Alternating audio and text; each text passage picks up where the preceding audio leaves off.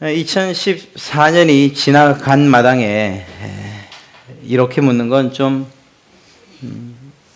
앞뒤가 안 맞는 것 같기도 하죠. 지난 2014년 행복하셨습니까? 2015년은 행복하실 것 같습니까? 이렇게 묻는 게. 네, 여러분들 사실은 2014년 6월에 미국 갤럽 조사에 의하면 행복감을 느끼는 그 지수, 행복 지수가 우리나라가 그렇게 높지 않더라고요. 138개국 가운데에서 90위 정도에 속했으니까 말입니다.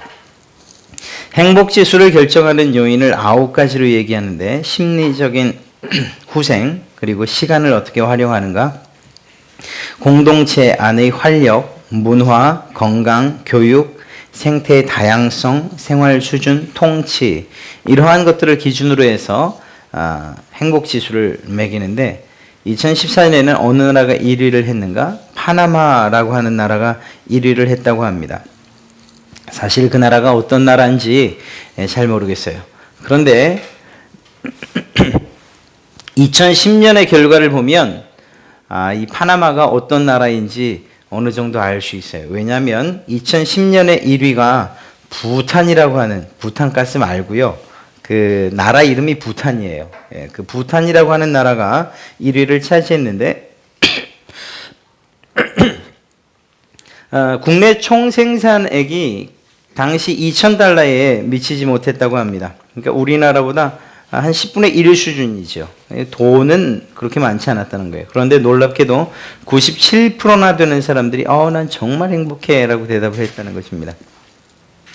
그러니 행복하다, 또 만족스럽다 하는 이런 것들이 어쩌면 우리 마음속으로부터 시작되는 것이라고 이야기할 수 있겠죠. 그런데 사실은 이렇게 마음속으로만 행복하다, 행복하지 않다를 이야기하는 것은 아닐 겁니다. 실제적으로 우리가 느끼는 뭔가가 있으니까 이러한 결과가 나온 거겠죠. 한편으로 생각하면 많이 누리면서도 만족하고 또 사도 바울의 말처럼 자족하지 못하기 때문에, 불평하기 때문에 행복하지 못한 것 아니냐 말할 수도 있겠지만, 또 한편으로 생각하면 정말 불행한 뭔가가 있나 보다, 행복하지 못한 이유가 있나 보다 하는 그런 생각을 하게 됩니다. 오늘 여러분들과 함께 읽은 이 107편을 살펴보다 보면 이 사람들이 과연 행복을 느끼고 살겠는가, 만족감을 느끼고 살겠는가 싶은 사람들의 모습이 등장을 합니다. 그것이 어디에 있는가 하면 4절부터 기록되어 있는 말씀인데요. 그들이 광야 사막길에서 방황하고 거주할 성읍을 찾지도 못하고 줄이고 목이 말라 그들의 영혼이 그들 안에서 피곤하였도다. 이렇게 이야기하고 있는 바로 이 사람들입니다. 이 사람들은 다른 사람들이 아니었습니다. 하나님의 백성들이라고 일컫는 사람들이었지요. 그럼에도 불구하고 하나님과의 관계가 문제가 생기기 시작하면서부터 그들이 살았던 삶을 살펴보니 마치 광야길을 걷는 사람들처럼 목이 마르고 또 배가 고프고 그리고 방황을 하고 그들이 안전하게 잠잘 곳조차 찾지 못하는 것처럼 여겨지는 이런 상황들을 만났다라는 것입니다. 다른 말로 이야기하면 하나님께서 우리를 도우실 때에, 우리를 인도하실 때에 우리의 삶이 참 제대로 될 수 있는데, 이러한 하나님의 도우심을 받지 못하는 사람들, 특별히 그 영혼들의 모습이 어떠냐 할 때에 방금 말씀드린 이러한 상태를 나타내는 것을 보게 됩니다. 이스라엘 역사, 그들의 삶을 살펴볼 때에 사실은 하나님께서 그들에게 은혜를 베푸셨음에도 불구하고 그 은혜에 대해서 잊은 채 그렇게 살아갈 때에 결국 그들은 애굽에서 430년 동안 종살이를 할 수밖에 없었던 것이죠. 그리고 그곳에서 구원받아 나와 가나안 땅으로 들어갔을 때도 마찬가지입니다. 하나님께서 그곳에서 하나님의 백성으로서 살게 했는데 그 사실을 잊은 채 그만 하나님이 가장 가증스럽게 여기는 우상들을 섬기는 것으로부터 시작해서 하나님을 정면으로 대적하더니 결국은 어떻게 됐습니까? 바벨론의 70년 포로 생활을 하게 되는 그러한 결과를 낳게 됐다는 것을 통해 알 수 있습니다. 이러한 사람들의 모습을 단적으로 표현한 것이 오늘 4절과 5절의 말씀이죠. 그러면 우린 또 이렇게 이야기할 수 있어요. 아니 정말 힘들었나 보죠. 사는 게 힘들었나 보죠. 그러다 보니까 삶이 힘들다 보니까 마음도 쪼그라들고 영혼도 굶은 오늘 말씀하는 것처럼 영혼이 피곤해 보이는 이러한 일이 있었던 건 아니겠습니까? 그러니까 밖으로부터 문제가 안에까지 영향을 미친 거지요. 이렇게 이야기할 수 있습니다. 그런데 사실은 그렇지 않습니다. 왜냐하면 10절과 11절의 말씀을 보면 그것이 아니라는 것을 알 수가 있습니다. 10절과 11절 말씀을 제가 읽어드리죠. 사람이 흑암과 사망의 그늘에 앉으며 곤고와 쇠사슬에 매이는 까닭은 하나님의 말씀을 거역하며 지존자의 뜻을 멸시함이라. 어떤 사람이든지 마치 흑암과 사망의 그늘에 앉는 것 같으며 곤고하고 쇠사슬에 매인 것과 같은 그러한 삶을 사는 이유가 무엇이냐? 그 이유는 밖으로부터 고통을 당하고 고난을 당하고 힘들게 일하고 그래서가 아니고 그 하나님의 말씀을 거역하고 지존자 되시는 하나님의 뜻을 멸시하기 때문에, 즉 영혼으로부터 시작된 문제라고 분명하게 이야기해주고 있는 것을 우리는 보게 됩니다. 그렇습니다. 사랑하는 성도 여러분, 2014년 뿐만 아니라 2015년을 우리가 살면서도 이렇듯이 하나님과의 관계가 잘 정립되어 있지 못하고 오히려 우리가 그렇게 하지 않는다고 말하지만 하나님의 말씀을 거역하고 우리의 마음은 그렇지 않다고 말하지만 실제적으로 하나님 지존자의 뜻을 거역하는 그러한 삶을 살게 될 때에 우리가 원치 않아도 어둠 가운데, 흑암 가운데, 사망의 그늘 가운데 앉아 단식하고 통곡할 수밖에 없다는 것입니다. 비록 우리의 삶은, 우리의 생활은 좋아질 수 있어요. 우리가 일한 것보다 더 많이 얻을 수도 있고요. 또 때로는 요행처럼 우리가 부를 누릴 수도 있을지 몰라요. 그러나 여전히 하나님의 말씀을 거역하고 하나님의 뜻을 멸시한다면 그의 마음은 우리의 몸의 부요함보다 그것과는 상관없이 사망의 그늘에 앉은 자, 흑암 가운데 헤매이는 자, 곤고하고 쇠사슬에 매인 것 같은 그러한 삶을 살 수밖에 없을 것이라는 것입니다. 그리고 그렇게 사는 그러한 삶은 결국은 안으로부터 썩는 것이 언젠간 밖으로 터져나와 정말 고름이 흐르는 그러한 상처가 되는 것처럼 우리의 심령과 영혼이 망가진 그 인생은 언젠가는 그의 몸이 망가지고 또 인생이 부서지고 파괴되어지는 이러한 결과를 낳을 수밖에 없다는 것입니다. 사랑하는 성도 여러분, 오늘 말씀을 보면서 우린 그런 문제를 당하지 않습니다. 우리에게는 그런 일들이 있을 수 없습니다. 저는 매일 예배하고 있거든요. 또 매주일 또 말씀을 보기도 하고 예배에 참석하고 기도하고 또 봉사도 하기 때문에 저에게는 아마 그런 일이 없을 것입니다. 이렇게 이야기하실지 모릅니다. 그러나 우리가 주님의 전에 거하는 그러한 때에도 때로는 우리의 마음이 또 때로는 우리의 영혼이 때로는 우리의 몸이 주리고 목말라 피곤할 때가 있을 수 있다는 것을 우리는 꼭 기억해야 합니다. 이유를 알지 못하는 그러한 마음의 울적함과 또한 마음의 공고함과 마음의 상처 때문에 주님으로부터 멀리 떠나고 싶은 때도 있고 또 함께 신앙하는 그러한 모든 성도들과의 관계를 좀 멀리하고 싶은 소원한 그러한 마음이 생기기도 하고요. 결국은 줄이고 목말라 피곤한 이러한 일들이 내가 원치 않아도 우리의 삶 가운데 오게 될 때가 있다라는 것입니다. 그 원인은 하나님의 말씀을 거역하고 또 지존자의 뜻을 멸시하는 것으로부터 시작된다고 하지만 그러나 그럼에도 불구하고 우리가 스스로 위로하기는 내가 그래도 예배하는데 어떻게 내게 그런 일이 있을 수 있습니까? 아니요. 그래도 그런 일이 있을 수 있다는 거예요. 왜냐하면 우리의 영혼이 그만큼 연약하기 때문인 것이죠. 우리 안에는 항상 두 가지가 싸우고 있지 않습니까? 성령의 법과 또한 우리의 육신의 법이 싸우고 있다고 얘기해요.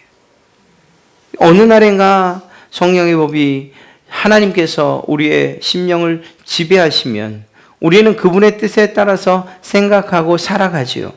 그러나 어느 날 어느 순간인가 우리의 욕심과 우리의 또 탐욕 혹은 죄악이 더 커져서 육신의 법이 성령의 법을 이기는 그러한 때가 왕왕 있다는 거예요.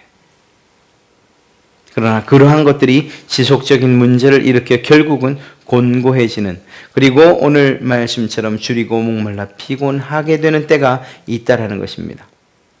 우리가 이것 자체를 부인해서는 오히려 실패하고 넘어질 수밖에 없습니다. 우리가 완전하냐? 그렇지 않기 때문이죠. 우리의 거룩함과 우리의 성화는 이 땅 가운데서 결코 완전함을 누릴 수가 없습니다. 예수님을 믿어요?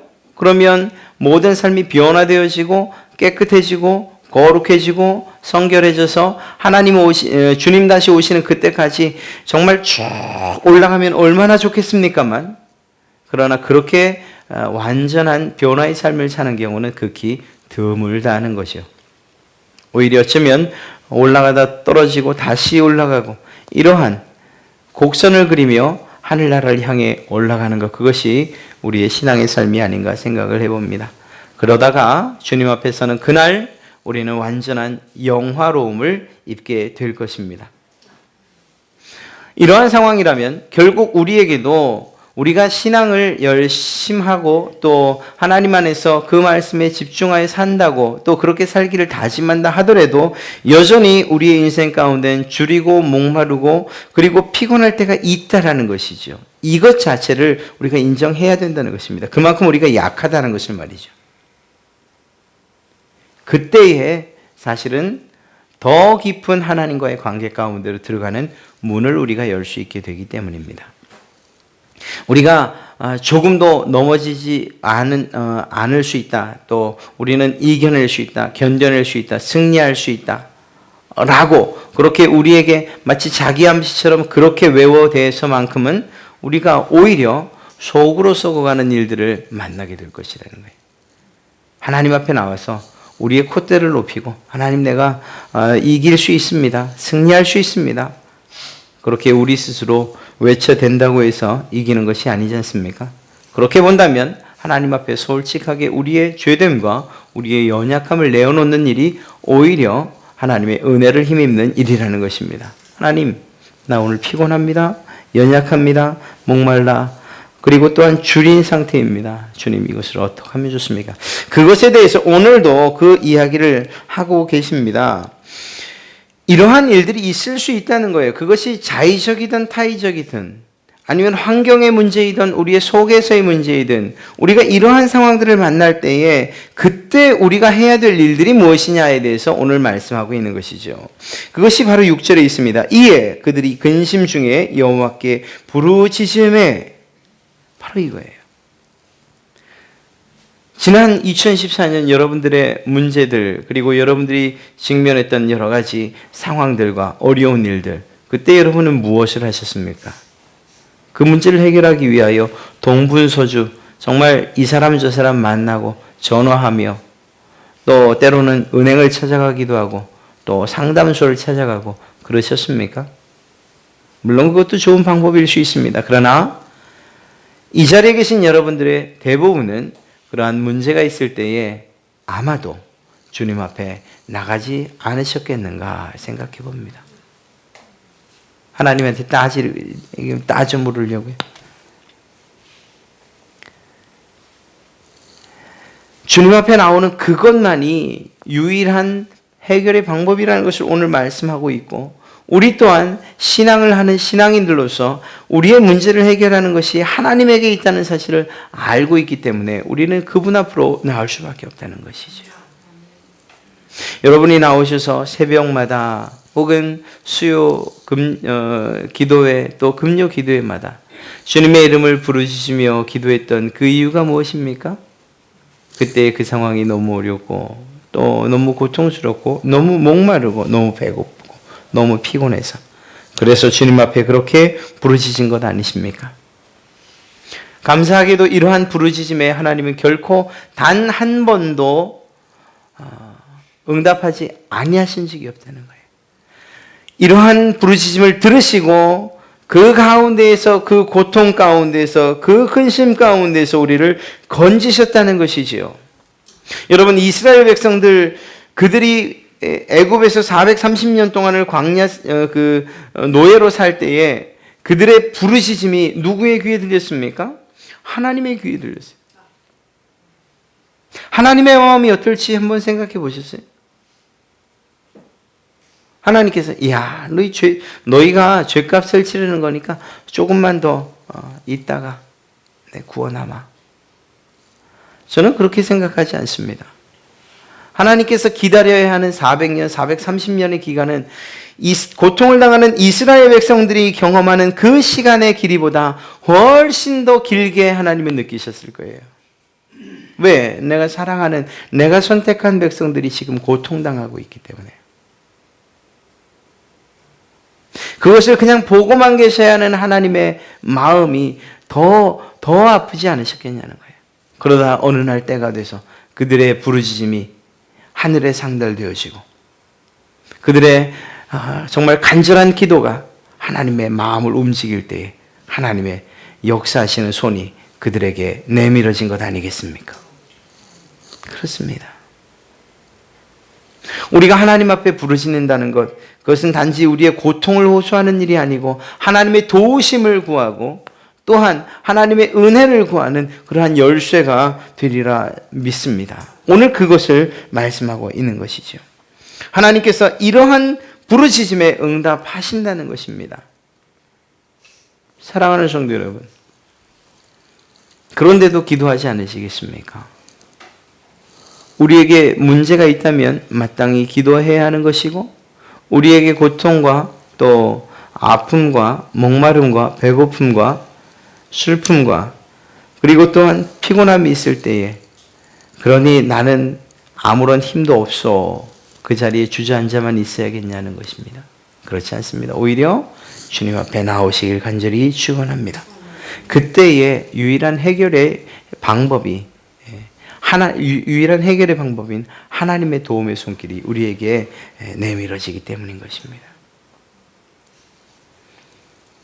여러분들이 그렇게 생활하시고 또 그렇게 사실 때 여러분들의 자손들도 여러분들의 자녀들도 그 삶의 방법을 터득하는 거예요. 보고 배운다잖아요. 신앙도 마찬가지입니다. 보고 배우는 것입니다. 보고 배우는 것. 여러분의 신앙, 여러분의 가문 또 가정을 생각하며 우리의 집안이 명문가, 신앙의 명문가가 되길 원한다. 그렇게 기도하십니까? 그렇다면 우리가 그렇게 사는 모습을 보여야 되는 거예요. 정말 힘들고 피곤해서 지쳐 쓰러질 만큼 되어도 그래도 기어서라도 주님 앞에 나오는 모습을 보일 때 저것이 사는 방법이구나. 보지 않는 것 같아도 자녀들이 그것을 보는 것이고 그 본대로 배우게 된다는 것입니다. 사랑하는 성도 여러분, 주님 앞에 나와 부르짖기를 주저하지 마십시오.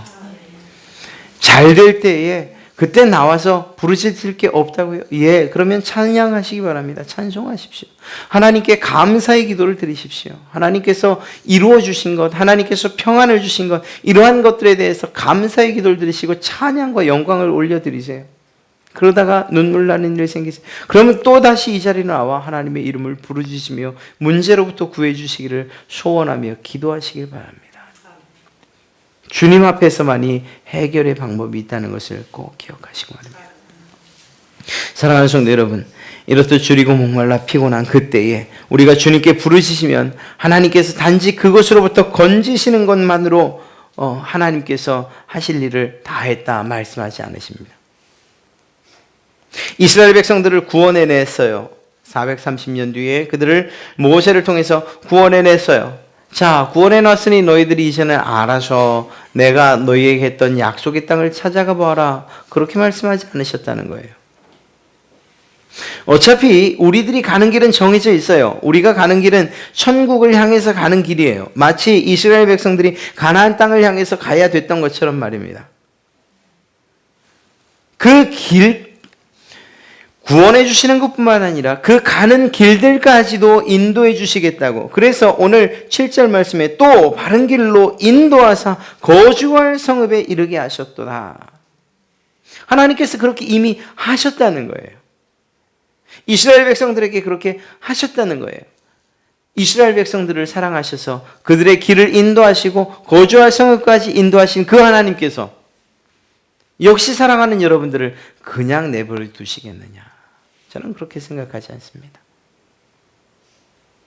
그들의 아픔만큼 우리의 아픔이 설령 작다 하더라도, 그렇다 하더라도 하나님께서는 우리를 이끌어 정말 약속하신 그 땅, 그 천국 도성까지 우리를 인도해 가실 줄로 믿습니다. 하나님의 사랑을 우리가 너무 과소평가해서는 안 돼요. 하나님 사랑, TV에나 나오는 또 가장 진하다고 해야 부모님과 자식 간의 그러한 사랑이겠지. 아닙니다. 그러한 것으로 세상의 어떤 사랑으로도 하나님의 사랑을 이야기할 수는 없는 것이죠.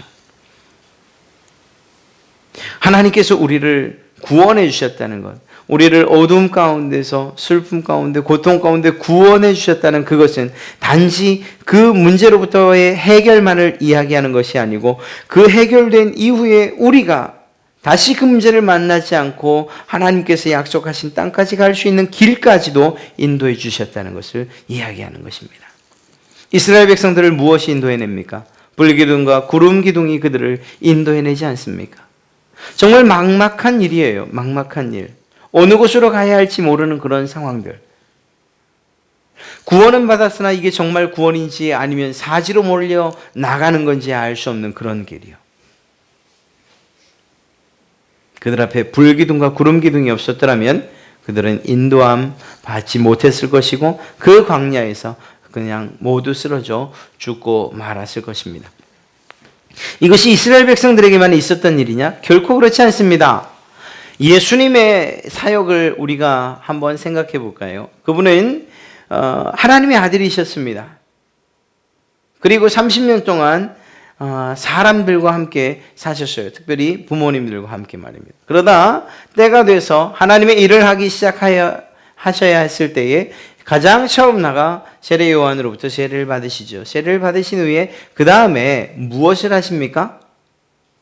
네, 40일 동안 금식 기도를 하러 광야로 들어가십니다. 그런데 그 광야의 기도의 자리로 이끌어간 분이 누군지 아셔요? 성경에 분명하게 무엇이라고 기록되어 있는가? 성령의 이끌리요. 예수님께서는 분명한 하나님의 아들이셨고 그분은 하나님의 뜻을 알고 있는 분이었습니다. 그럼에도 불구하고 하나님의 뜻을 정확하게 그분께서 계획하신 길을 가기 위해서 성령님을 의지했다는 사실을 기억하시기 바랍니다.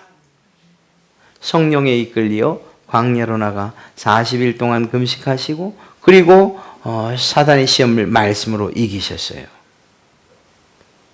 그리고 그분의 하신 모든 일들을 성경이 기록할 때에 성령을 의지하여 그 모든 기적과 이적들을 행하시고 그분의 사역을 정말 성공적으로 마치셨다고 기록하고 있습니다. 그리고 그것으로 끝마치지 아니하시고 주님께서 하늘로 승천하시며 올라가신 자기를 대신하여 이 땅 가운데 성령님을 또한 보내신다고 얘기했습니다. 그렇다고 한다면 결국 우리에게도 이러한 인도하심이 필요하고 그 인도하심은 누구로부터 우리가 받아야 되는가 하는 그러한 대답이 나오는 거예요. 예수님께서도 성령님의 인도하심을 받았다면 우리 또한 성령님의 인도를 받는 것 당연한 일이라는 것이죠.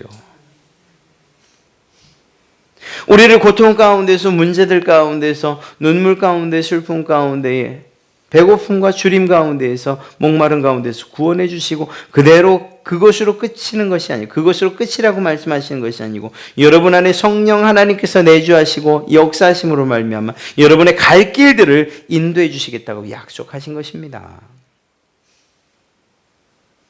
그러면 이러한 문제가 재발되지 않는가? 우린 재발되지 않길 바라죠. 그러나 우리의 욕심이 이 성령님께서 우리 가운데 지배하고 역사하는 것보다 더 강할 때 언제든지 또 이렇게 피곤해질 수 있다는 것을 우리는 명심해야죠. 사랑하는 성도 여러분, 우리의 인생이 2014년을 돌이켜 볼 때에 편했다, 혹은 행복했다, 부족함이 없었다 라고 말할 수도 있지만 무엇인지 모르게 부족하고 뭔지 모르게 모자르고 그리고 정말 되는 일이 없고 생각했던 대로 이루어진 일들이 없고 계획했던 대로 성취되는 것들이 없다. 그렇게 생각되십니까? 그래서 2015년도 특별히 기대하고 싶은 생각이 없으십니까? 그러지 마십시오. 새로운 2015년을 시작하면서 오늘 이 말씀이 여러분들에게 힘과 또한 능력 그리고 여러분들이 주님 앞에 승리를 기대하며 나가는 그러한 근거가 되는 말씀이 되기를 간절히 바랍니다. 문제로부터 일어나 하나님을 의지하고 살아갈 때에 그분의 도우심을 우리가 믿고 살아갈 때에 그때에 우리에게 임해지는 것, 우리가 경험하는 것들이 분명히 있기 때문입니다. 인도하심, 하나님의 구원하심과 인도하심, 그냥 또 그것이 무미건조하게 그냥 나만 따라와 마치 강아지 줄에 매서 졸졸졸졸 따라가는 것처럼 우리를 그렇게 인도해 가시냐? 그게 아니라는 거예요. 8절 말씀을 보면 여호와의 인자하심과 인생에게 행하신 기적으로 말미암아 그를 찬송할지로다. 저는 여러분에게 이 말씀을 기대하라고 말씀드리고 싶습니다. 바로 8절 말씀이요. 우리의 문제가 있어서 하나님 앞에 나와 부르짖고 하나님께서 문제로부터 우리를 구원하시고 새로운 길을 인도해 주시는 것, 이건 하나님께서 약속하신 것이에요.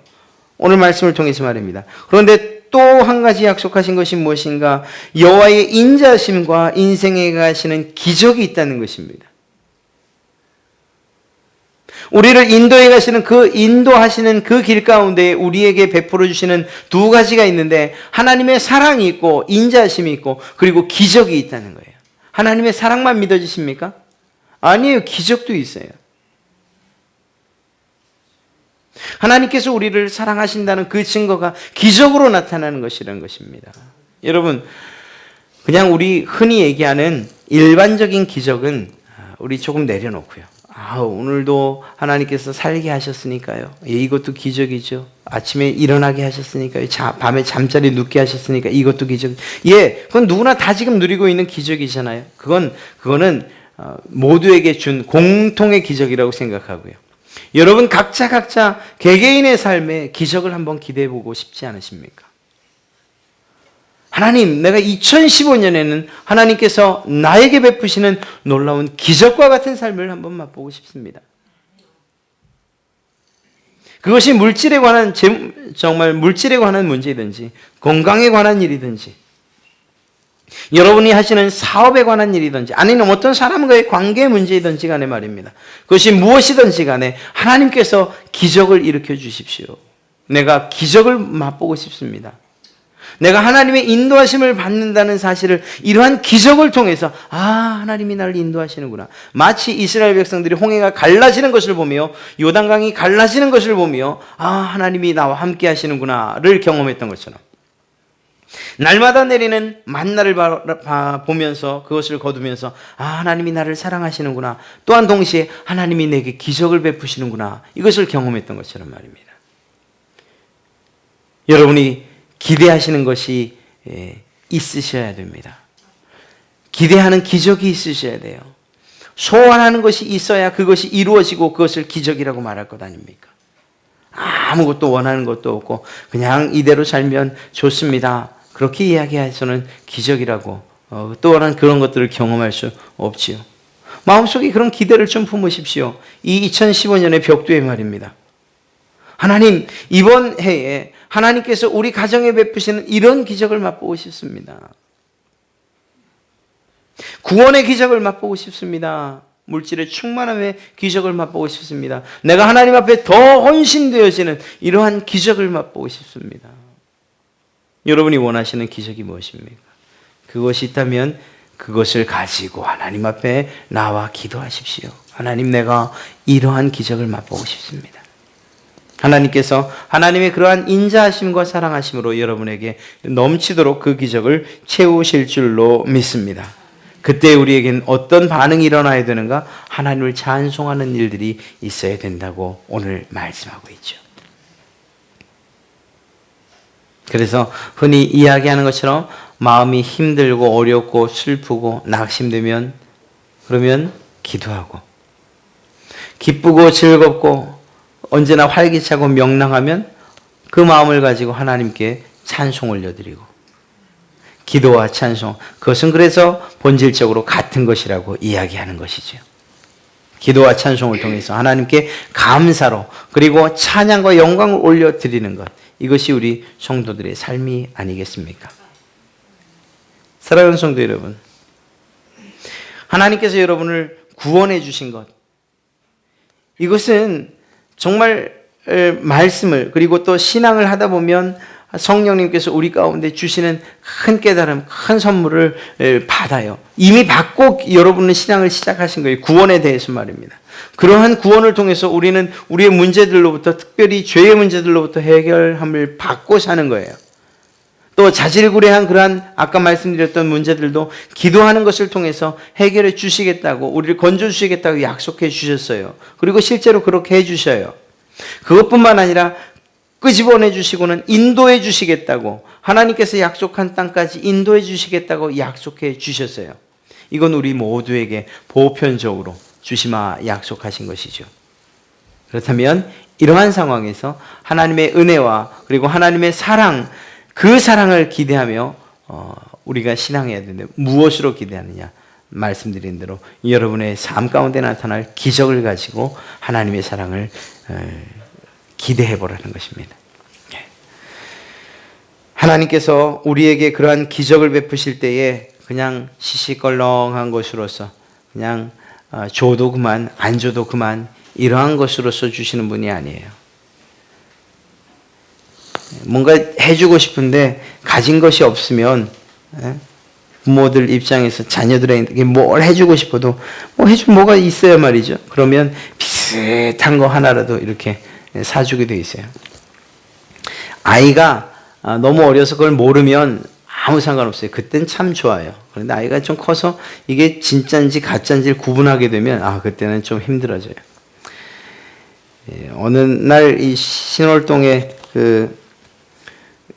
우리 전도 선물을 사러 나갔는데 보니까 눈에 확 띄는 장난감이 있어요. 야, 저게 진짜면 되게 비쌀 텐데. 그래서 알아보니까 5,000원 밖에 안 해요. 굉장히 괜찮은 건데. 그래서 그걸 샀어요. 줄 때는 아마 2만 원도 더 든다고 얘기하고 줬을걸요. 몰라요. 어려서. 그런데 그 사실을 깨달을 만한, 알 만한 나이가 돼서는 아마 입이 이만큼 나올지 몰라요. 여러분, 우리에게 주시는 하나님의 선물이 이렇듯 싸구려 선물과도 같은 그러한 선물이라면 우리가 알아요. 하나님, 정말 이걸 선물이라고 주신 겁니까? 이게 기적이라고 저에게 베푸신 겁니까? 이렇게 투정할 수도 있어요. 물론 그래서는 안 되는데 말입니다. 그러나 그런 염려나 그런 걱정이랑 하지 마십시오.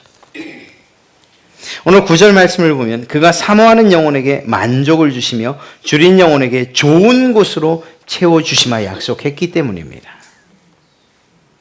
여러분이 사모하는 마음으로, 줄인 영혼, 그러한 마음으로 하나님 앞에 간구하시면, 그러한 마음으로 기적을 기대하시면, 그때 하나님이 주시는 그러한 만족함과 하나님께서 주시는 것은 좋은 것으로 우리에게 채우신다고 약속하셨지 않습니까?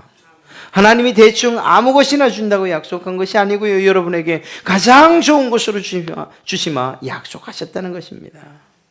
그냥 조금, 그냥 감질나게 주신다 약속하지 않으셨어요. 만족히 누리도록 주신다고 약속하셨어요. 2015년 정말 첫 번 말씀을 여러분에게 전하는데요. 저녁예배의 첫 번 말씀을 전하는데 이 말씀이 여러분에게 큰 도전이 되시기를 바랍니다. 그래서 2015년 정말 하나님과 정말 이런 표현은 아주 좀 저급한 표현인데 한번 쇼부를 한번 좀 보십시오. 하나님, 내가 하나님의 백성 맞는데, 내가 하나님의 자녀 맞는데, 그래서 하나님이 나를 구원하시고 내게 그렇도록 사랑을 베푸시고 나의 길을 인도해 주시는데, 나 지금 내게 하나님이 베푸시는, 하나님이 나와 함께 하신다는, 나를 사랑하신다는 기적이 필요합니다. 만족함으로 좋은 것으로 내게 좀 베풀어 주십시오. 물론 이렇게 당당하게 이야기하려면 우리는 하나님 앞에 정말 이러한 소원을 구할 수 있을 만큼의 준비는 돼야겠죠. 그러한 마음으로. 사실 그 준비라는 게 다른 건 아니에요. 오늘 말씀대로 한다면 간절히 부르짖을 수 있는 그것이면 돼요. 상한 심령, 정말 하나님 앞에서 가난한 심령으로 부르짖을 수 있는 그것이라면 모든 준비가 다 된 것이라고 이야기할 수 있는 거예요. 그런 마음으로 하나님 앞에 우리의 하나님께서 베푸실 기적들을 기대하며 부르짖는 것.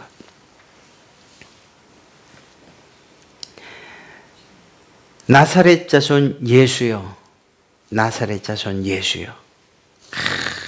큰 소리로 부르짖었던 바디메오와 같은 그러한 심정으로.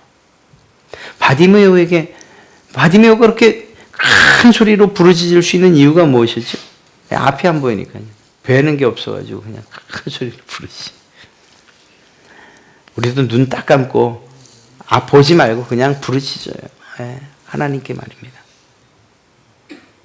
하나님께서 우리의 마음을 모르시겠어요? 예수님께서 그 바디메오의 음성을 듣고 또 그 마음을 모르셨겠어요? 아니, 부르짖지 않아도 사실은 그 간절한 마음을 하나님이 아시잖아요. 삭개오가 뽕나무 위에 올라갔을 때에 주님께서 삭개오의 눈을 쳐다봅니다. 그리고 눈이 마주쳤을 때에 삭개오가 무엇을 원하는지 그걸 몰랐을까요? 아시죠? 아시니까 내려와. 내가 너와 함께 가서 밥 먹으마. 너희 집에 구원이 임할 것이야. 라고 얘기하신 거죠.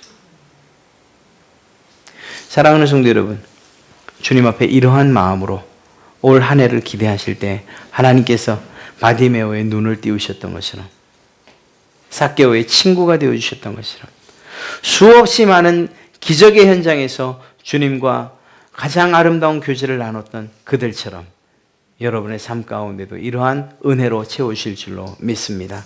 기적으로 채우실 줄로 믿습니다. 주님께서 베푸시는 기적이 여러분의 것이 되는 그러한 기적의 주인공이 되시기를 다시 한번 축원합니다.